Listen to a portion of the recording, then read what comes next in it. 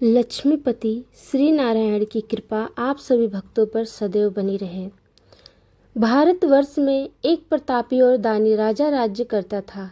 वह नित्य गरीबों और ब्राह्मणों की सहायता करता था। यह बात उसकी रानी को अच्छी नहीं लगती थी। वह ना ही गरीबों को दान देती, ना ही भगवान का पूजन करती थी और राजा को भी दान देने से मना किया करती थी। एक दिन राजा शिकार खेलने वन को गए हुए थे तो रानी महल में अकेली थी। उसी समय बृहस्पति देव साधु वेश में राजा के महल में भिक्षा के लिए गए और भिक्षा मांगी। रानी ने भिक्षा देने से इनकार किया और कहा, हे साधु महाराज, मैं तो दान पुण्य से तंग आ गई हूँ। मेरा पति सारा धन लुटाते रहते हैं। मेरी इच्छा है कि हमारा धन नष्ट हो जाए, फिर न रहेगा बांस न बजेगी बांसुरी। साधु ने कहा, हे देवी, तुम तो बड़ी विचित्र हो। धन संतान तो सभी चाहते हैं, पुत्र और लक्ष्मी तो पापी के घर भी होनी चाहिए। यदि तुम्हारे पास अधिक धन है तो भूखे को भोजन दो, प्यासों के लिए प्याऊ बनवाओ, मुसाफिरों के लिए धर्मशालाएं खुलवाओ। जो निर्धन अपनी कुंवारी कन्याओं का विवाह नहीं कर सकते, उनका विवाह करा दो। ऐसे और कई काम हैं जिनके करने से तुम्हारा यश लोक पर परलोक में फैलेगा। परंतु रानी पर उपदेश का कोई प्रभाव न पड़ा। वह बोली, महाराज, आप मुझे कुछ न समझाए। मैं ऐसा धन नहीं चाहती जो हर जगह बांटती फिरूं। साधु ने उत्तर दिया, यदि तुम्हारी ऐसी इच्छा है तो तथास्तु। तुम ऐसा करना कि बृहस्पतिवार को घर लीपकर पीली मिट्टी से अपना सिर धोकर स्नान करना, भट्टी चढ़ाकर कपड़े धोना। ऐसा करने से आपका सारा धन नष्ट हो जाएगा। इतना कहकर वह साधु महाराज वहां से आलोप हो गए। साधु के कहे अनुसार कई बातों को पूरा करते हुए रानी को केवल 3 बृहस्पतिवार बीते थे कि उसकी धन संपत्ति नष्ट हो गई। भोजन के लिए राजा का परिवार तरसने लगा। तब एक दिन राजा ने रानी से बोला कि हे रानी, तुम यहीं रहो, मैं दूसरे देश को जाता हूँ, क्योंकि यहाँ पर सभी लोग मुझे जानते हैं, इसीलिए मैं कोई छोटा कार्य नहीं कर सकता। ऐसा कहकर राजा परदेश चला गया। वह वहाँ जंगल में लकड़ी काट कर लाता और शहर में बेचता। इस तरह वह अपना जीवन व्यतीत करने लगा। इधर राजा के परदेश जाते ही रानी और दासी दुखी रहने लगी। एक बार जब रानी और दासी को 7 दिन तक बिना भोजन के रहने पड़ा तो रानी ने अपनी दासी से कहा, हे दासी, पास ही के नगर में मेरी बहन रहती है, वह बड़ी धनवान है, तू उसके पास जा और कुछ ले आ ताकि थोड़ी बहुत गुजर बसर हो जाए। दासी रानी की बहन के पास गई। उस दिन गुरुवार था और रानी की बहन उस समय बृहस्पतिवार व्रत की कथा सुन रही थी। दासी ने रानी की बहन को अपनी रानी का संदेश दिया, लेकिन रानी की बड़ी बहन ने कोई उत्तर नहीं दिया। जब दासी को रानी की बहन से कोई उत्तर नहीं मिला तो वह बहुत दुखी हुई और उसे क्रोध भी आया। दासी ने वापस आकर रानी को सारी बात बता दी। सुनकर रानी ने अपने भाग्य को कोसा। उधर रानी की बहन ने सोचा कि मेरी बहन की दासी आई थी, परंतु मैं उससे नहीं बोली, इससे वह बहुत दुखी हुई होगी। कथा सुनकर और पूजा समाप्त करके वह अपनी बहन के घर गई और कहने लगी, हे बहन, मैं बृहस्पतिवार का व्रत कर रही थी। तुम्हारी दासी मेरे घर आई थी, परंतु जब तक कथा होती है तब तक ना तो उठते हैं और ना ही बोलते हैं, इसीलिए मैं नहीं बोली। कहो दासी, क्यों गई थी? रानी बोली, बहन, तुमसे क्या छिपाऊं, हमारे घर में खाने तक को अनाज नहीं था।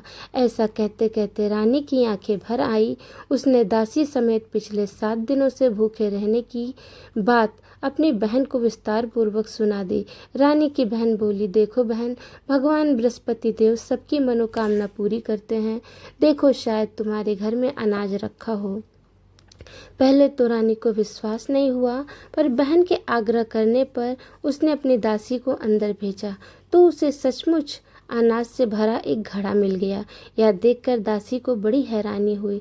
दासी रानी से कहने लगी, हे रानी, जब हमको भोजन नहीं मिलता है तो हम व्रत ही तो करते हैं, इसीलिए क्यों ना इनसे व्रत और कथा की विधि पूछ ली जाए ताकि हम भी व्रत कर सकें। तब रानी ने अपनी बहन से बृहस्पतिवार व्रत के बारे में पूछा। उसकी बहन ने बताया, बृहस्पतिवार के व्रत में चने की दाल और मुनक्का से विष्णु भगवान का केले की जड़ में पूजन करें तथा दीपक जलाएं, व्रत कथा सुने और पीला भोजन ही करें। इससे बृहस्पति देव प्रसन्न होते हैं। व्रत और पूजन विधि बताकर रानी की बहन अपने घर को लौट गई। 7 दिन के बाद जब गुरुवार आया तो रानी और दासी ने व्रत रखा। गुड़शाला में जाकर चना और गुड़ लेकर आई। फिर उससे केले की जड़ तथा विष्णु भगवान का पूजन किया। अब पीला भोजन कहाँ से आए, इस बात को लेकर दोनों बहुत दुखी थे। चूंकि उन्होंने व्रत रखा था, इसीलिए बृहस्पति देव उनसे प्रसन्न थे। इसीलिए वे एक साधारण व्यक्ति का रूप धारण कर 2 थालों में सुंदर पीला भोजन दासी को दे गए। भोजन पाकर दासी प्रसन्न हुई और फिर रानी के साथ मिलकर भोजन ग्रहण किया। उसके बाद वे सभी गुरुवार को व्रत और पूजन करने लगी। बृहस्पति भगवान की कृपा से उनके पास फिर से धन संपत्ति आ गई, परंतु रानी फिर से पहले की तरह आलस्य करने लगी। तब दासी बोली, देखो बहन, देखो रानी, तुम पहले भी इस प्रकार आलस्य किया करती थी। तुम्हें धन रखने में कष्ट होता था, इस कारण सभी धन नष्ट हो गया, और अब जब भगवान विष्णु की कृपा से धन मिला है तो तुम्हें फिर से आलस्य होता है। रानी को समझाते हुए दासी कहती है कि बड़ी मुसीबतों के बाद हमने यह धन पाया है, इसीलिए हमें दान पुण्य करना चाहिए, भूखे मनुष्य को भोजन कराना चाहिए और धन को शुभ कार्य में खर्च करना चाहिए, जिससे तुम्हारे कुल का यश बढ़ेगा, स्वर्ग की प्राप्ति होगी और पितृ प्रसन्न होंगे। दासी की बात मानकर रानी अपना धन शुभ कार्य में खर्च करने लगी, जिससे पूरे नगर में उसका यश फैलने लगा। बृहस्पतिवार व्रत कथा के बाद श्रद्धा के साथ आरती की जानी चाहिए। इसके बाद प्रसाद बांटकर उसे ग्रहण करना चाहिए। एक दिन राजा दुखी होकर जंगल में एक पेड़ के नीचे आसन जमाकर बैठ गया। वह अपनी दशा को याद करके व्याकुल होने लगा। बृहस्पतिवार का दिन था। एकाएक उसने देखा कि निर्जन वन में एक साधु प्रकट हुए। वह साधु वेश में स्वयं बृहस्पति देवता थे। लक्कड़हारे के सामने आकर बोले, हे लक्कड़हारे, इस सुनसान जंगल में तू चिंतमग्न होकर क्यों बैठा है? लक्कड़हारे ने दोनों हाथ जोड़कर प्रणाम किया और उत्तर दिया, महात्मा जी, आप सब कुछ जानते हैं, मैं क्या कहूँ? यह कहकर रोने लगा और साधु को अपनी आत्मकथा सुनाई। महात्मा जी ने कहा, तुम्हारी स्त्री ने बृहस्पति देव के दिन बृहस्पति भगवान का निरादर किया है, जिसके कारण रुष्ट होकर उन्होंने तुम्हारी यह दशा कर दी है। अब तुम चिंता को दूर करके मेरे कहने पर चलो तो तुम्हारे सब कष्ट दूर हो जाएंगे और भगवान पहले से भी अधिक संपत्ति देंगे। तुम बृहस्पति के दिन कथा किया करो। 2 पैसे के चने मुनक्का लाकर उसका प्रसाद बनाओ और शुद्ध जल से लोटे में शक्कर तैयार कर अमृत तैयार करो। कथा के पश्चात अपने सारे परिवार और सुनने वाले प्रेमियों में अमृत और प्रसाद बांटकर आप भी ग्रहण करो। ऐसा करने से भगवान तुम्हारी सभी मनोकामनाएं पूरी करेंगे। साधु के ऐसे वचन सुनकर लक्कड़हारा बोला, हे प्रभु, मुझे लकड़ी बेचकर इतना पैसा नहीं मिलता जिससे भोजन के उपरांत कुछ बचा सकूं। मैंने रात्रि में अपनी स्त्री को व्याकुल देखा है। मेरे पास कुछ भी नहीं है जिससे मैं उसकी खबर मांग सकूं। साधु ने कहा, हे लक्कड़हारे, तुम किसी बात की चिंता मत करो। बृहस्पति देव के दिन तुम रोजाना की तरह लकड़ियां लेकर शहर जाओ। तुमको रोज से दुगना धन प्राप्त होगा, जिससे तुम भली भांति भोजन कर लोगे तथा बृहस्पति देव की पूजा का सामान भी आ जाएगा। इतना कहकर साधु अंतर ध्यान हो गए। धीरे धीरे समय व्यतीत होने पर फिर वही बृहस्पतिवार का दिन आया। लक्कड़हारा जंगल से लकड़ी काटकर किसी शहर में बेचने गया। उसे उस दिन और दिनों से अधिक पैसा मिला। राजा ने चना गुड़ आदि लाकर गुरुवार का व्रत किया। उस दिन से उसके सभी कलेश दूर हुए, परंतु जब दोबारा गुरुवार का दिन आया तो बृहस्पतिवार का व्रत करना भूल गया। इस कारण बृहस्पति भगवान नाराज हो गए। उस दिन उस नगर के राजा ने विशाल यज्ञ का आयोजन किया तथा शहर में यह घोषणा करा दी कि कोई भी मनुष्य अपने घर में भोजन न बनावे, न आग जलावे, समस्त जनता मेरे यहाँ भोजन करने आवे। इस आज्ञा को जो न मानेगा उसे फांसी की सजा दी जाएगी। इस तरह की घोषणा संपूर्ण नगर में करवा दी गई। राजा की आज्ञा के अनुसार शहर के सभी लोग भोजन करने गए, लेकिन लकड़हारा कुछ देर से पहुंचा, इसीलिए राजा उसको अपने साथ घर लिवा ले गए और ले जाकर भोजन करा रहे थे तो रानी की दृष्टि उस खूंटी पर पड़ी जिस पर उसका हार लटका हुआ था। वह वहां पर दिखाई नहीं दिया। रानी ने निश्चय किया कि मेरा हार इस मनुष्य ने चुरा लिया है। उसी समय सिपाहियों को बुलाकर उसको कारागार में डलवा दिया गया। जब लकड़हारा कारागार में पड़ गया और बहुत दुखी होकर विचार करने लगा कि न जाने कौन से पूर्व जन्म के कर्म से मुझे यह दुख प्राप्त हुआ है, और उसी साधु को याद करने लगा जो कि जंगल में मिले थे।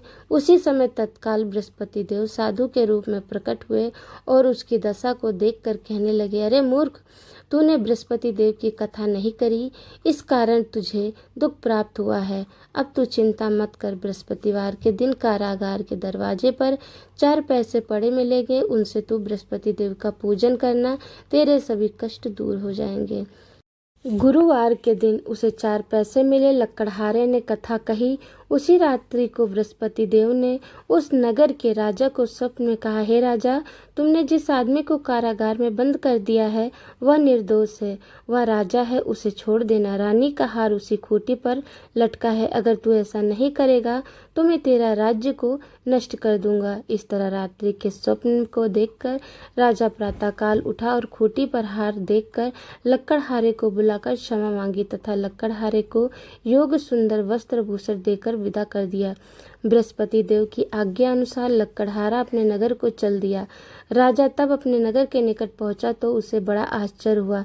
नगर में पहले से अधिक बाग, तालाब, कुआं तथा बहुत सी धर्मशालाएं, मंदिर आदि बन गईं। राजा ने पूछा, यह किसका बाग और धर्मशाला है? तब नगर के सब लोग कहने लगे, यह सब रानी और बांदी के हैं। तो राजा को आश्चर्य हुआ और गुस्सा भी आया। जब रानी ने यह खबर सुनी कि राजा आ रहे हैं तो उन्होंने बांदी से कहा कि हे दासी, देख, राजा हमको कितनी बुरी हालत में छोड़ गए थे, हमारी ऐसी हालत देखकर वह लौट न जाएं, इसीलिए तू दरवाजे पर खड़ी हो जा। आज्ञा अनुसार दासी दरवाजे पर खड़ी हो गई। राजा आए तो उन्हें अपने साथ लिवा लाई। तब राजा ने क्रोध कर अपनी रानी से पूछा कि यह धन तुम्हें कैसे प्राप्त हुआ है? तब उन्होंने कहा, हमें यह सब धन बृहस्पति देव के इस व्रत के प्रभाव से प्राप्त हुआ है। राजा ने निश्चय किया कि 7 रोज बाद तो सभी बृहस्पति देव का पूजन करते हैं, परंतु मैं प्रतिदिन दिन में 3 बार कहानी तथा रोज व्रत किया करूंगा। अब हर समय राजा के रुपट्टे में चने की दाल बंधी रहती तथा दिन में 3 बार कहानी कहता है। एक रोज राजा ने विचार किया कि चलो अपनी बहन के यहाँ हो आवें। इस तरह निश्चय कर घोड़े पर सवार हो अपनी बहन के यहाँ को चलने लगा। मार्ग में उसने देखा कि कुछ आदमी एक मुर्दे को लिए जा रहे हैं। उन्हें रोककर राजा कहने लगा, अरे भाई, मेरी बृहस्पति देव की कथा तो सुन लो। वे बोलो, लो, हमारा तो आदमी मर गया है, इसको अपनी कथा की पड़ी है। परंतु कुछ आदमी बोले, अच्छा कहो, हम तुम्हारी कथा भी सुनेंगे। राजा ने दाल निकाली और जब कथा आधी हुई थी कि मुर्दा हिलने लगा, और जब कथा समाप्त हो गई तो राम राम कहकर मनुष्य उठ खड़ा हो गया। आगे मार्ग में उसे एक किसान खेत में हल चलाता मिला। राजा ने उसे देखा और उससे बोला, अरे भाई, तुम मेरे बृहस्पतिवार की कथा सुन लो। किसान बोला, जब तक मैं तेरी कथा सुनूंगा तब तक 4 हरैया जोत लूंगा, जा अपनी कथा किसी और को सुनाना। इस तरह राजा आगे चलने लगा। राजा के हटते ही बैल पछाड़ खाकर गिर गया तथा किसान के पेट में बड़ी जोर का दर्द होने लगा। उस समय उसकी माँ रोटी लेकर आई। उसने जब यह देखा तो अपने पुत्र से सब हाल पूछा और बेटे ने सभी हाल कह दिया। तो बुढ़िया दौड़ी दौड़ी उस घुड़सवार के पास गई और उससे बोली कि मैं तेरी कथा सुनूंगी, तू अपनी कथा मेरे खेत पर चलकर ही कहना। राजा ने बुढ़िया के खेत पर जाकर कथा कही, जिसके सुनते ही वह बैल उठ खड़ा हुआ तथा किसान के पेट का दर्द भी बंद हो गया। राजा अपनी बहन के घर पहुंचा। बहन ने भाई की खूब मेहमानी की। दूसरे रोज प्रातःकाल राजा जागा तो वह देखने लगा कि सब लोग भोजन कर रहे हैं। राजा ने अपनी बहन से कहा, ऐसा कोई मनुष्य है जिसने भोजन नहीं किया हो? मेरी बृहस्पतिवार की कथा सुन ले। बहन बोली, भैया, यह देश ऐसा है कि पहले यहाँ लोग भोजन करते हैं, बाद में अन्य काम करते हैं। अगर कोई पड़ोस में हो तो मैं देखाऊं। वह ऐसा कहकर देखने चली गई, परंतु उसे कोई ऐसा व्यक्ति नहीं मिला जिसने भोजन न किया हो। अतः वहाँ एक कुम्हार के घर गई जिसका लड़का बीमार था। उसे मालूम हुआ कि उनके यहाँ 3 रोज से किसी ने भोजन नहीं किया है। रानी ने अपने भाई की कथा सुनने के लिए कुम्हार से कहा। वह तैयार हो गया। राजा ने जाकर बृहस्पतिवार की कथा कही, जिसको सुनकर उनका लड़का ठीक हो गया। अब तो राजा की प्रशंसा होने लगी। एक रोज राजा अपनी बहन से कहा कि हे बहन, हम अपने घर को जाएंगे, तुम भी तैयार हो जाओ। राजा की बहन ने अपनी सास से कहा। सास ने कहा, हाँ चली जा, परंतु अपने लड़के को मत ले जाना, क्योंकि तेरे भाई की कोई औलाद नहीं है।